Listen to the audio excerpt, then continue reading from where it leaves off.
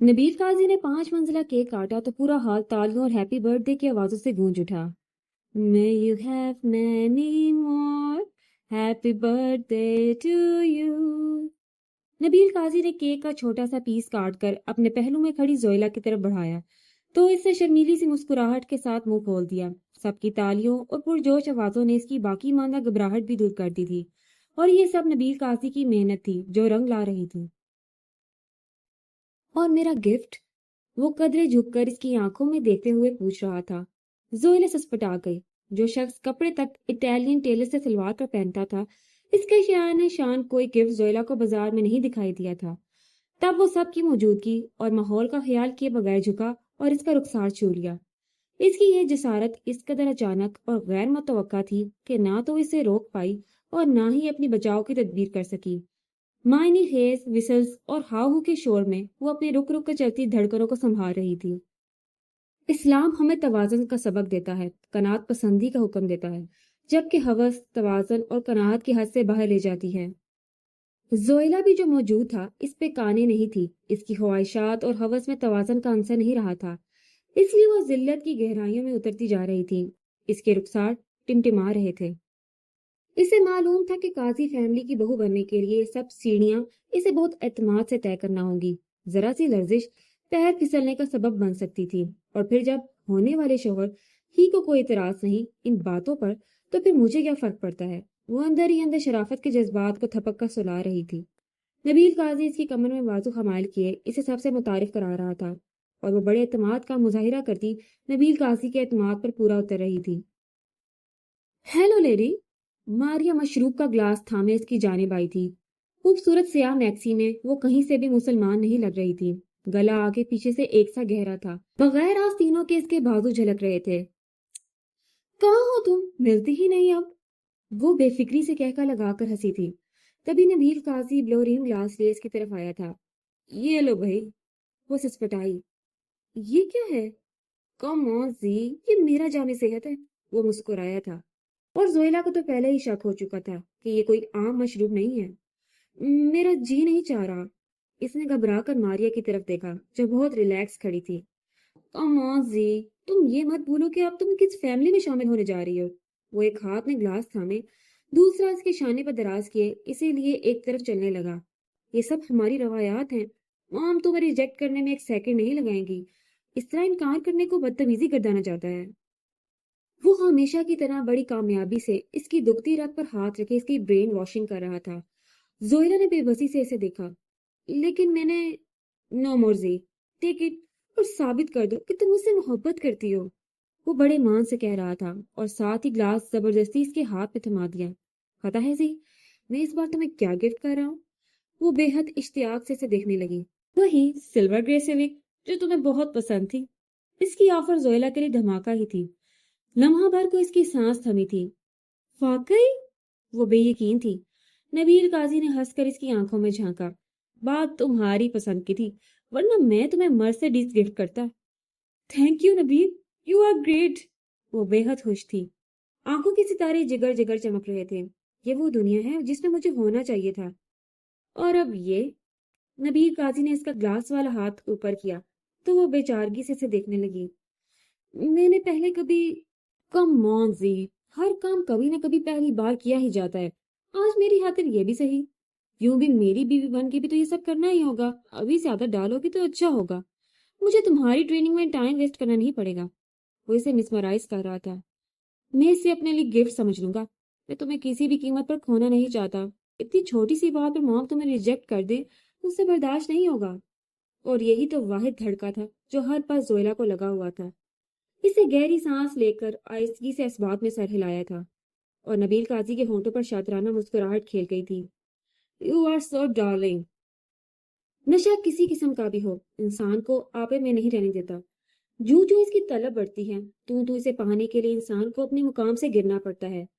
इखलाकी गिरावट को फैशन कहकर रुपये से इसे ढांपने की कोशिश की जाती है। काजी लड़की तो A1 है। जाजी ने हरीसाना नजरों से मारिया के साथ हंसती खिलखिलाती जोयला को देखते हुए कहा। इसकी आंखों में उभरती चमक नबील काजी के लिए नई बात नहीं थी। है तो A1, मैं इसकी मार्केट वैल्यू नहीं गिनवाना चाहता। हाँ। जाजी ने गहरी सांस भरी थी। میرا تو خیال ہے کہ اب اس پر تمہیں کام شروع کر دینا چاہیے، بہت مشکل کیس تو نہیں ہے یہ۔ زبائیہ نے بھی گفتگو میں حصہ لیا تھا۔ آف کورس، وہ شانے جھٹک کر مسکرایا۔ جو لڑکی دولت کی چکا چوند دیکھ کر اپنی محبت بھول جائے، وہ تم خود ہی سوچ لو کہ اپنے ایمان میں کس قدر پختہ ہوگی۔ اور پھر آج تو اس نے بہت بڑی ایک مہم سر کی ہے۔ ہاتھ میں تھاما گلاس لہراتے ہوئے اس کا انداز معنی خیز تھا۔ زباریہ کے ہونٹوں پر بھی بے ساختہ مسکراہٹ ابری تھی۔ اس کا مطلب ہے کہ مچھلی جال میں پھنس چکی ہے، ایسی ویسی؟ اور پھر جب چارہ بھی اتنا ہینڈسم ہو تو؟ وہ کالر چھو کر شرارت سے بولا۔ زباریہ نے ہنستے ہوئے اس کے شانے پر ہلکا سا مکہ مارا تھا۔ سب کے شور پر وہ متوجہ ہوئے تھے۔ میوزک آن تھا۔ ماریا اور اعتزاز نے زویلا کو بھی ڈانسنگ فلور پر گھسیٹ لیا تھا، اور اب ان کے الٹے سیدھے سٹیپ سب کی ہنسی کا باعث بن رہے تھے۔ نبیل قاضی بھی زباریہ اور جازی کے ساتھ انہی کی طرف بڑھا تھا، جہاں اب فنکشن زوروں پر تھا۔ سمن اس کے بیڈ روم میں داخل ہوئی تو وہ تیزی سے سیدھا ہوا اور حفیظ سا بالوں میں ہاتھ پھیرتا اٹھ کھڑا ہوا۔ ماما آپ؟ شکل دیکھی ہے تم نے اپنی؟ صحت کا ستیہ ناش کر لیا ہے، وہ اس پر برس پڑی۔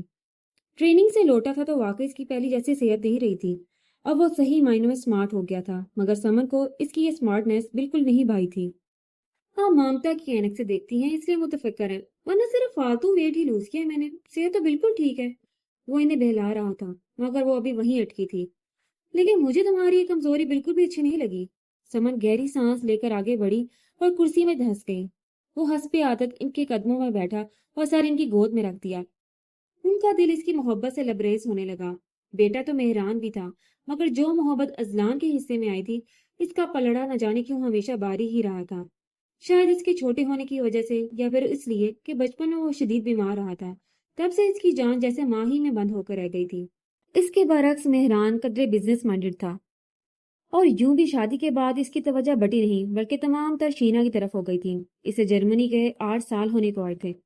ہر 6 ماہ کے بعد وہ آتا تو چھٹی کے 1 ڈیڑھ ماہ میں فقط بیوی اور بچوں ہی کو ٹائم دے پاتا تھا۔ تمہارے بغیر تو سارا گھر ویران پڑا تھا۔ ابھی سے؟ وہ ہنسا تھا۔ ابھی تو بابا مجھے آگ کرنے والے ہیں۔ سمن تعصب سے اسے دیکھنے لگی۔ یعنی تمہارا فیصلہ ابھی بھی وہی ہے؟ ماما، آپ تو ساری حقیقت جانتی ہیں، آپ تو اس طرح کے سوال مت کریں۔ یہ ذرا سی بات نہیں ہے جو میں بھول جاؤں۔ ایک لڑکی کی زندگی برباد ہو رہی ہے اور میں کسی کی بددعا نہیں لے سکتی۔ جب لڑکی اپنی زندگی خود ہی برباد کر رہی ہو تو پھر اسے بددعاؤں سے ڈرنا چاہیے، نہ کہ ہمیں۔ اتنے عرصے میں بھی تمہارے خیالات نہیں بدلے۔ سمن افسردہ ہو رہی تھی۔ ازلان اور امتصال کے حوالے سے خاندان بھر میں جو باتیں پھیل چکی تھی، وہ اتنی آسانی سے نظر انداز کیے جانے والی نہیں تھی۔ وہ تو امتصال کی ماں کا سامنا کرنے کا بھی سوچ کر گھبرا جاتی تھی، چاہے قصور کسی کا بھی ہو۔ مگر اب جب کہ ایک انتہائی مناسب حل موجود تھا تو اس پر عمل نہ کرنا سراسر بیوقوفی ہی کھلائی جا سکتی تھی۔ اور وہ یہ بھی جانتی تھی کہ ازلان کی یہ ہردرمی انتصال کی زندگی کو برباد کر دے گی، اس لیے وہ اپنی پوری کوشش کر رہی تھی کہ وہ کسی نہ کسی طرح ازلان کو راضی کر لیں۔ آپ کا کیا خیال ہے کہ میں وہاں استخارہ کرنے گیا تھا کہ یہ شادی میرے لیے بہتر ہے یا نہیں؟ اس کے انداز میں طنز کی کار تھی۔ اور اپنے بابا جان کا فیصلہ نہیں معلوم تمہیں؟ وہ بے بس ہونے لگی۔ کر لینے دینے جو کرنا چاہتے ہیں، وہ خود سیر لہجے میں بولا تو ان کی آنکھیں فوراً ہی بھر آئیں۔ ازلان، میں مر جاؤں گی تمہارے بغیر۔ سید ہمدانی کے ارادوں اور فیصلوں کی مضبوطی سے ان سے زیادہ بھلا اور کون واقف ہو سکتا تھا۔ میں آپ کو یہاں چھوڑ کر نہیں جاؤں گا، بلکہ آپ میرے ساتھ رہیں گی، وہ فوراً بولا تھا۔ جھوٹے دلاسے مت دو مجھے، تم جانتی ہو کہ جیتے جی میں یہ گھر چھوڑ کر کہیں نہیں جاؤں گی۔ ان کی بھیگے لہجے پر وہ بے قرار ہو اٹھا۔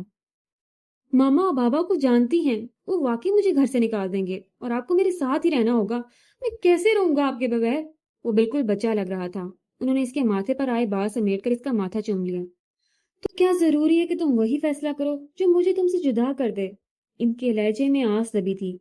وہ بے بسی کے احساس تلے دبا انہیں دیکھنے لگا۔ تو یہ آپ کی محبت کی قیمت ٹھہری ماما؟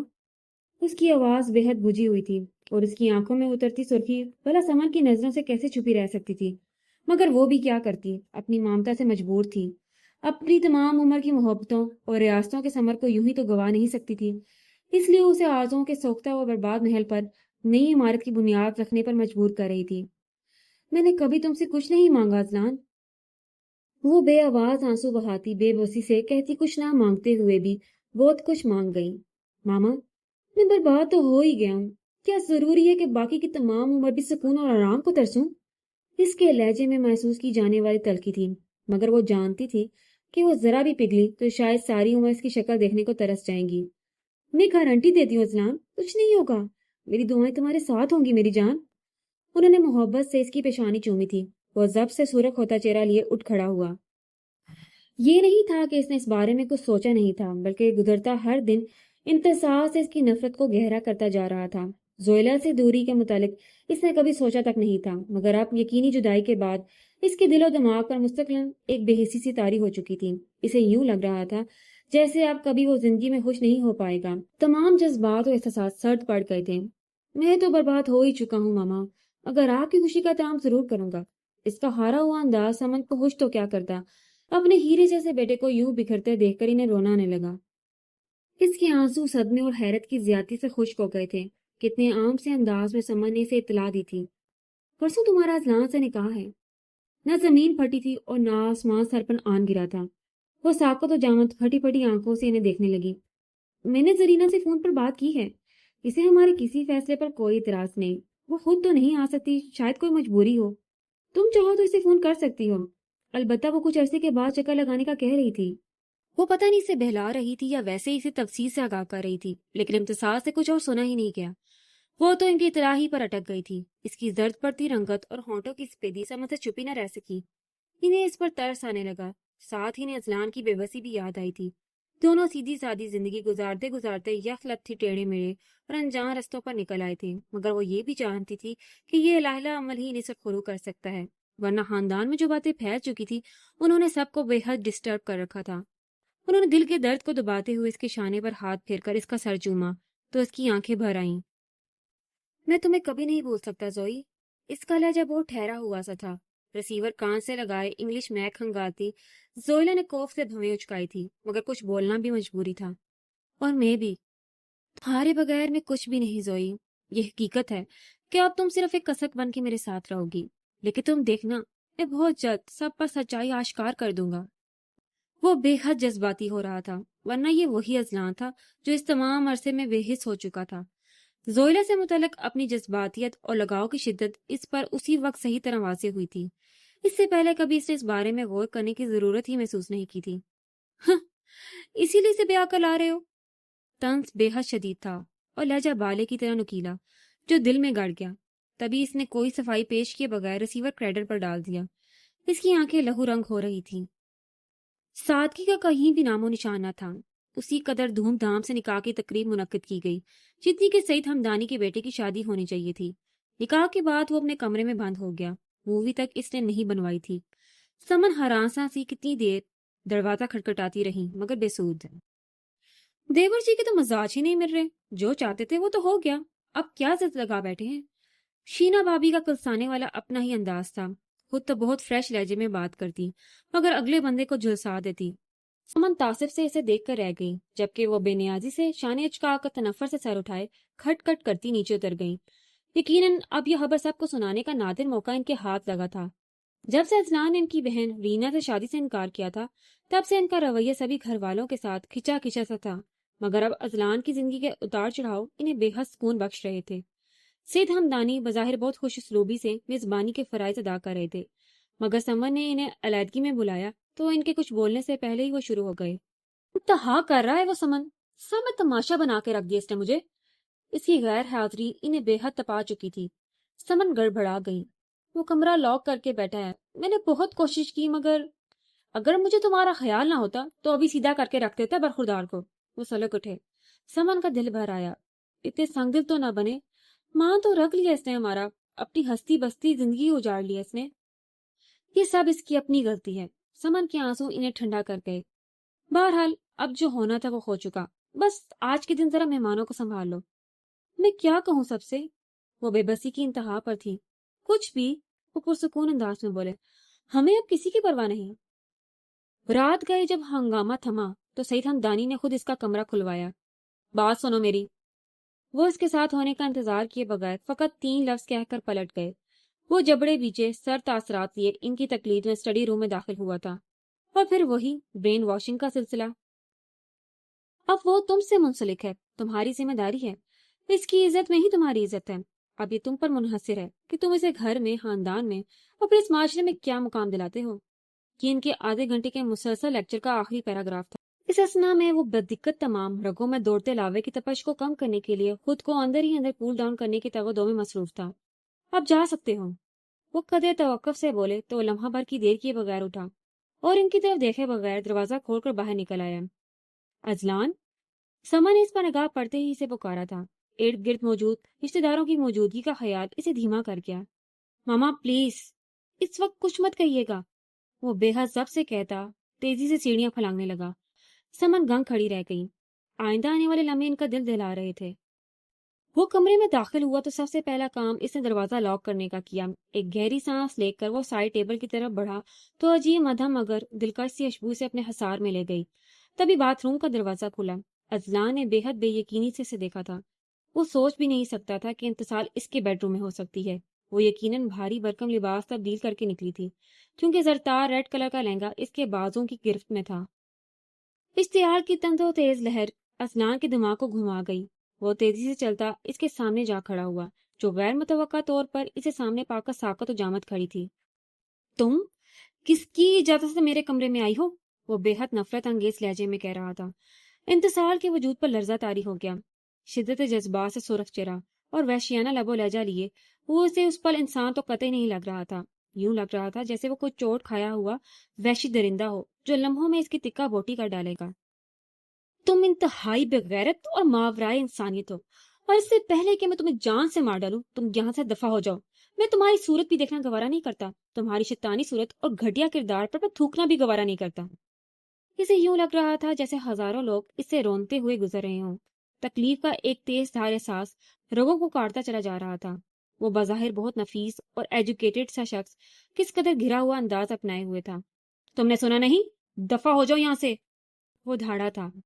کوئی اور وقت ہوتا تو وہ وہاں سے بھاگ لیتی، مگر اب بے بسی تھی کہ گھر مہمانوں سے بھرا پڑا تھا۔ میں پپڑیاں جمے ہونٹوں اور خشک حلق سے زیادہ اس کی قوت گویائی زائل کرنے کا باعث اذلان کا انسانیت سے عاری انداز گفتگو اور طرز تخاطب تھا۔ گرم گرم پانی روانی سے انتصال کے چہرے کو بھگوئے جا رہا تھا۔ نفرت اور تیش کی ایک تند و تیز لہر اذلان کو پاگل بنا گئی۔ وہ اس کا بازو تھامے گھسیٹتا ہوا اسے باتھ روم میں لایا تھا۔ ایک جھٹکے سے اسے دھکیلا تو وہ پوری قوت سے دیوار سے جا ٹکرائی۔ اپنے ماتھے پر اسے شدید تکلیف کا احساس ہوا اور آنکھوں کے آگے اندھیرا سا چھانے لگا، مگر اس پل وہ خود سے زیادہ اذلان کی طرف متوجہ تھی جو وحشی ہو رہا تھا۔ اس کے چہرے کو نفرت اور وحشت نے اس قدر اجنبی بنا دیا تھا کہ انتصار کے حواس ٹھٹھرنے لگے۔ بہت شوق تھا نا تمہیں زویلا کی جگہ لینے کا، اس کی سیج سجانے کا، اسی لیے شادی سے پہلے ہی تم اس کے بستر پر آ گئی، وہ سرسراتے ہوئے لہجے میں کہتا اسے اسی کی نظروں میں گرا رہا تھا۔ وہ اس کی محنت کرنا چاہتی تھی، اسے بتانا چاہتی تھی کہ اس کے الفاظ اسے کس قدر تکلیف پہنچا رہے ہیں، مگر وہ فقط خوف اور دہشت میں گری لرزتی کانپتی ٹانگوں پر بمشکل کھڑی آنسو بہا رہی تھی۔ اس نے ہاتھ میں دبا لائٹر جلایا تو وہ سراسیما سی سے دیکھنے لگی، جس کے تاثرات اس وقت بے حد عجیب سے ہو رہے تھے۔ اگلے چند لمحوں کے بعد وہ پھٹی پھٹی نگاہوں سے آگ کے بلند ہوتے شعلوں کو دیکھ رہی تھی۔ وحشیانہ پن کی انتہا تھی۔ اذلان نے اس کے ہاتھوں سے دبا زرتار لباس چھین کر اسے شعلوں کی نظر کر دیا تھا۔ دھواں تیزی سے اس کی آنکھوں اور تنفس کو متاثر کرنے لگا۔ بہت ضبط کرتے ہوئے بھی وہ کھانسنے لگی، جبکہ اذلان کے چہرے پر بے حد طمانینت چھا رہی تھی۔ اب تم دفع ہو جاؤ یہاں سے، ورنہ میں تمہارا بھی یہی حشر کر دوں گا، وہ بے حد نفرت انگیز لہجے میں بولا تو زرد رنگت لیے وہ ہراساں ہو کر باتھ روم سے نکل آئی۔ اذلان کا رد عمل اس قدر شدید ہوگا اس کے تو وہم و گمان میں بھی نہ تھا۔ اس کا خیال تھا کہ زیادہ سے زیادہ وہ اس پر چیخے چلائے گا، اسے نفرت سے رد کر دے گا، مگر وہ جن راہوں پر چل نکلا تھا وہ انتصار کو بے جان کر گئی تھی۔ اس کے قدموں میں اتنی سکت بھی نہیں رہی تھی کہ وہ چل پاتی۔ اسے یوں لگ رہا تھا جیسے جسم و جاں کا رابطہ ٹوٹنے والا ہو۔ لڑکھڑاتے وجود کو اس نے کرسی کی پشت پر ہاتھ رکھ کر سہارا دینے کی کمزور سی کوشش کی تھی۔ تبھی وہ دندناتا ہوا باہر نکلا، اسے بازو سے یوں جکڑا کہ تکلیف کے مارے وہ کرا اٹھی، مگر وہ بغیر کچھ خیال کیے یوں ہی گھسیٹنے کے سے انداز میں سے لیے کمرے سے باہر نکلا۔ وہ سیڑھیوں کی طرف بڑھا۔ سیڑھیوں کے اختتام پر نیچے ٹی وی لاؤنج میں ابھی تک خوش رنگ محفل سجی تھی۔ سید ہمدانی کی نگاہ سب سے پہلے اس بدصورت اور کریہا منظر پر پڑی تھی۔ ان کے چہرے کے خوشگوار تاثرات میں تحریر اور بے یقینی اتر آئی۔ ان کے غیر معمولی تاثرات نے بہت سی نگاہوں کو ان کی نظروں کے تعاقب میں دیکھنے پر مجبور کر دیا۔ سب سے پہلے سمن بے اختیار اٹھی تھی۔ اس اثناء میں وہ انتصار کو یوں ہی گھسیٹتا سیڑھیوں سے نیچے لا چکا تھا۔ یہ کیا بدتمیزی ہے؟ سید ہمدانی کی آنکھوں میں خون اتر آیا تھا۔ یہ میری سچائی ہے، وہ سرد اور تلخ انداز میں بولا تو اس کا تنفس بے ترتیب اور رنگت سرخ ہو رہی تھی۔ ازلان؟ سمن کی آنکھیں بھیگنے لگی۔ شینا بھابھی اور ان کے گھر والے ہی نہیں، اور بھی چند ایک ایسے لوگ تھے جن کو یہ مناظر بہت تسکین دے رہے تھے۔ اسے سنبھالیے، اس سے بہتر تھا کہ میں کسی ایسی ایری سے لڑکی قبول کر لاتا جہاں سے کوئی شریف انسان گزرنا بھی پسند نہیں کرتا۔ وہ زندگی میں پہلی بار باپ کی آنکھوں میں آنکھیں ڈال کر بات کر رہا تھا۔ اگر انہیں یقین ہوتا کہ ان کے ہاتھ اٹھانے سے وہ ٹھنڈا پڑ جائے گا یا اس کے منفی جذبات کا رخ مڑ جائے گا تو وہ اسے روئی کی طرح دھنک کر رکھ دیتے، مگر اب تو وہ انہیں اس قابل بھی نہیں چھوڑ گیا تھا کہ وہ سر اٹھا کر بات کر سکتے۔ انہیں لگا ہی نہیں کہ یہ وہی ازلان تھا جس کی شائستگی اور فرمانبرداری ایک مثال گردانی جاتی تھی۔ بابا، میں بے گناہ ہوں، اس لیے اس سزا کو قبول نہیں کروں گا۔ آپ نے مجھے اس سے شادی کرنے کو کہا، میں نے آپ کا مان رکھ لیا، مگر اب میں خود کو اس الزام سے بھی بری کرنا چاہتا ہوں جو سب کی نظروں میں میرا قصور بن گیا تھا۔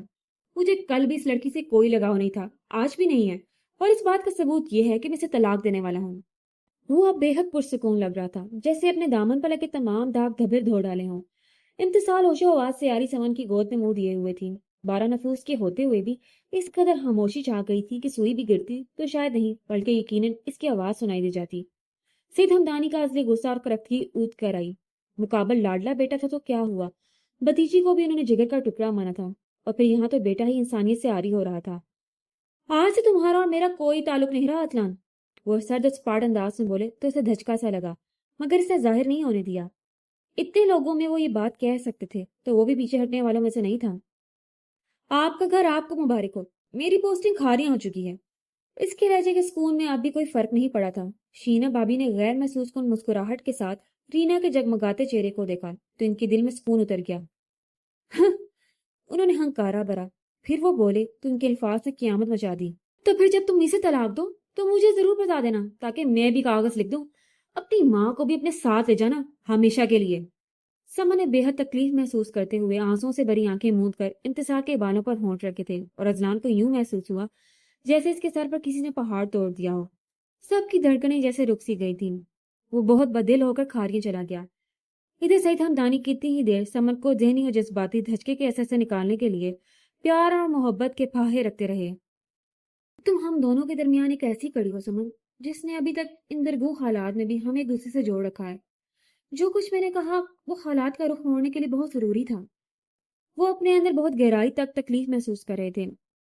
آپ کو تو کبھی بھی اپنی صفائی پیش کرنے کی ضرورت نہیں تھی، مجھ سے بڑھ کر آپ کو کون جان سکتا ہے۔ سمن کی فراغ دلی ان کو خوش کرنے کے بجائے دل کے بوجھ کو اور بڑھا گئی۔ انہوں نے بے اختیار ان کا سر اپنے شانے سے لگا لیا۔ ان کی چاہت کے احساس پر سمن کی آنکھیں بھیگنے لگی۔ بس آپ میری ایک چھوٹی سی بات مان لیں سعید۔ ہاں کہو، انہوں نے استفہامی انداز میں دیکھا تو وہ ملتجیانہ لہجے میں بولی، آپ ازلان کو معاف کر دے، میری خاطر ہی صحیح۔ کئی لمحے یوں ہی بوجھل سی خاموشی کی نظر ہو گئے۔ وہ میرا بیٹا ہے سمن، میرے وجود کا حصہ ہے، میں بھلا اسے کیسے ناراض ہو سکتا ہوں؟ بس حالات و واقعات کی آندھی نے ذرا سی دیر کو ہمیں اپنے اپنے مقام سے ہٹا دیا ہے، ورنہ تو دل ہر وقت اس سر پھرے کے لیے دعا گو رہتا ہے جو بے گناہ ہوتے ہوئے بھی میری سنائی ہوئی سزا کو قبول کر گیا۔ تم سے اس کی محبت نے تو مجھے خرید لیا ہے سمن، ورنہ وہ انکار کا حق رکھتا تھا۔ اختیار رکھتے ہوئے بھی انکار نہ کرنا اور حالات کے آگے سر جھکا دینا، ایسی تو کوئی مجبوری نہیں تھی اسے۔ سمن کا چہرہ ان کی باتوں پر مسرت سے کھینچ سا گیا۔ تو کیا آپ کو بھی یقین ہے کہ یہ سب وہ میرا خون ہے سمن؟ اس کی زندگی کے تمام ماہ و سال میرے سامنے گزرے ہیں۔ میں سمجھتا ہوں کہ وہ بس حالات کے چکر میں آ گیا ہے۔ تم نے بھی سوچا ہوگا کہ میرا فیصلہ بہت خود غرضانہ ہے، لیکن اگر میں نے بھتیجی کی آبرو کا خیال کیا ہے، اس کی تکلیف کو دل سے محسوس کیا ہے، تو خود سوچو کہ اپنے لاڈلے بیٹے کی تکلیف میں نے کیسے سہی ہوگی۔ میں جانتا ہوں کہ تم ایک کرب سے گزر رہی ہو، مگر تم اکیلی نہیں ہو۔ اس کرب کو میں بھی اسی شدت سے محسوس کر رہا ہوں۔ اس کی بے مرادی کا مجھے بھی اتنا ہی دکھ ہے جتنا کہ تمہیں، لیکن حقیقت سے ہم دونوں ہی واقف ہیں۔ سویلا کبھی بھی اس کے لیے اچھی بیوی ثابت نہیں ہو سکتی تھی۔ اب تم دیکھنا، خدائے بزرگوں برتر اس کی زندگی کی کھیتی کو سرسبز و شاداب کر دے گا، جہاں فقط خوشیوں کی فصلیں لہلہائیں گی۔ وہ مدہم مگر بے حد مضبوط اور پر یقین لہجے میں کہہ رہے تھے، اور سمن مسلسل آمین کا ورد کر رہی تھی۔ ان کے دل و دماغ سے بہت سا بوجھ ہٹ گیا تھا۔ زویلا کو بہت اہتمام کے ساتھ کلب میں متعارف کرایا گیا تھا۔ اب یقیناً وہ اتنی ٹرینڈ ہو چکی تھی کہ ہر ایکٹیویٹی میں بہت اعتماد سے حصہ لے سکتی تھی، مگر ابھی بھی فی الحال وہ فقط قاضی ہی کو اپنا سب کچھ مانے ہوئے تھی۔ ان کی اصلیت ابھی اس پر ظاہر نہیں ہوئی تھی۔ اور وہاں تھا کیا؟ اخلاقیات سے آ رہی لڑکی اور لڑکیاں، جن کے پاس نہ تو شرم و حیا نامی کوئی شے تھی اور نہ ہی کردار کی پختگی۔ بظاہر دی فرینڈز کلب کی شہرت بہترین تھی۔ تفریح کے دل دادا لڑکے اور لڑکیاں ہمیشہ اس کلب کی ممبرشپ کے لیے کوشاں رہتی تھی۔